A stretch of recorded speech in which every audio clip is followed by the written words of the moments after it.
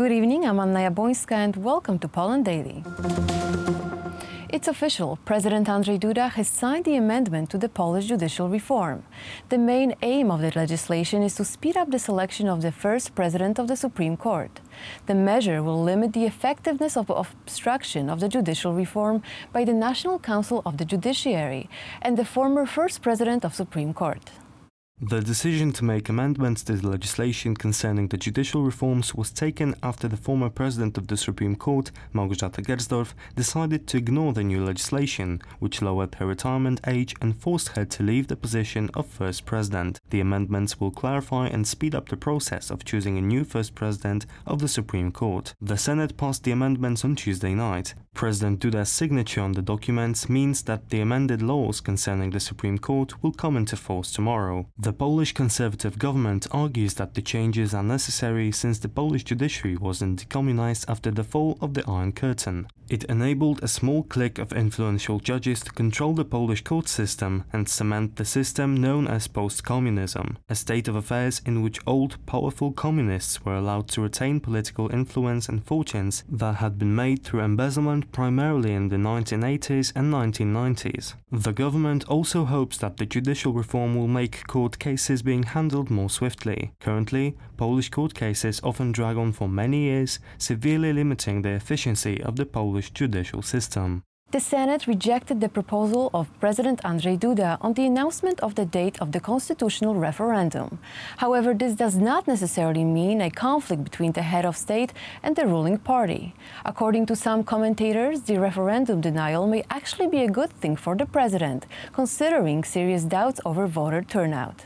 The Polish Minister of Foreign Affairs talked about the Polish-American relations in terms of international security policy with US Congressman Adam Smith, a ranking member of the House Armed Services Committee and representative of the 9th Congressional District in Washington state. His district is also home to Boeing, which sells airplanes to Poland. Minister Czaputowicz also met on Capitol Hill with Republican Senator Ron Johnson from Wisconsin, who serves as the chair of the Senate Homeland Security Committee and is a member of the Committee on Foreign Relations. Meeting with Polish media, Czaputowicz announced that similar issues concerning security policy, including the plans on permanent US military bases in Poland, were discussed during the talks on Capitol Hill. He added that the same topics will be on the agenda tonight when he meets with President Trump's national security advisor, John Bolton. The Senate rejected the proposal of President Andrzej Duda on the announcement of the date of the constitutional referendum.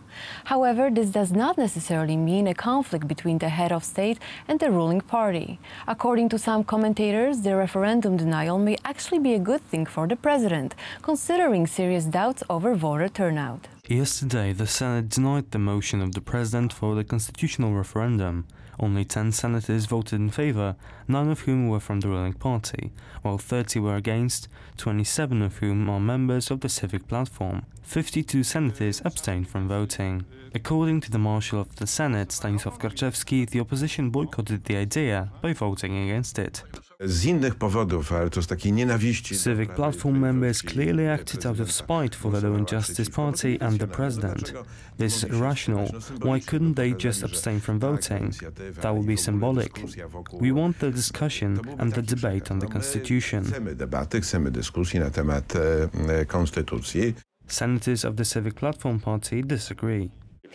The Civic Platform Party did not say it wanted to boycott the voting procedure. We are just against the referendum containing these questions and on that date. The Civic Platform did not say it's completely against the referendum and the president's proposal. However, if some conditions were to be applied, the referendum may still become a reality. The referendum with more precise and less optional questions is still very possible. I am a supporter of the debate being continued. Now the ball is in the president's court. In terms of politics, Andrzej Duda invested heavily into the constitutional referendum project. The rejection coming from his political background is undoubtedly a loss for the president. On the other hand, the interest of the ruling party does not lie in humiliating the head of state. We can anticipate conciliatory gestures from both sides. Another chapter of uncovering Warsaw City reprivatization scam leads to yet another claim of memory loss. The Parliamentary Commission investigating the property scam questioned Mr. Kamil Kobylarz, who among other duties collected rent from tenants of unrightfully seized apartments and denies knowledge of the details of the investigation. Did you have the leasing agreement for number 7 Dalberga 5 apartment or any other written proof that justified you while seizing that property? I can't remember whether I had written documents, nor can I remember what title I had at the moment. Who was your landlord? Wynajmował ten lokal? I lived there courtesy of Mr. Mosakowski. Uprzejmości pana Mosakowskiego. And he was the rightful owner. As I said, I lived there courtesy to him. But he was the owner, right?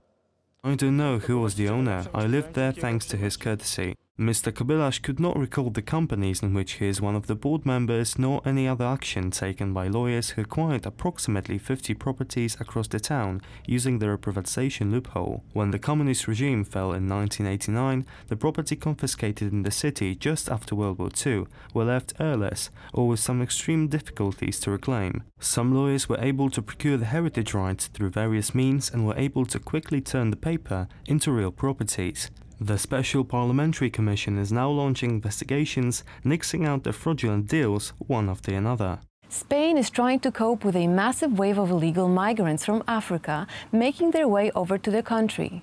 1,300 alleged asylum seekers have been plucked from the sea of the Spanish coast just in the last 3 days. On top of that, 700 migrants tried to storm the border fence in the Spanish exclave Ceuta in northern Africa. Hundreds of them made it across and have now been placed in increasingly overcrowded short-stay immigrant centers. The southern region of Andalusia is most affected by the surge in recent migrant arrivals. The short-stay immigrant centers, known as CETI, are at full capacity and new migrants have been forced to stay on the Coast Guard's vessels and in sports centers. Andalusia is now desperately asking other Spanish regions to share the burden. The regional president, Susana Diaz, also criticized the EU states, such as the members of the Visegrad Group, who refused to take migrants arriving in southern Europe through EU relocation quotas.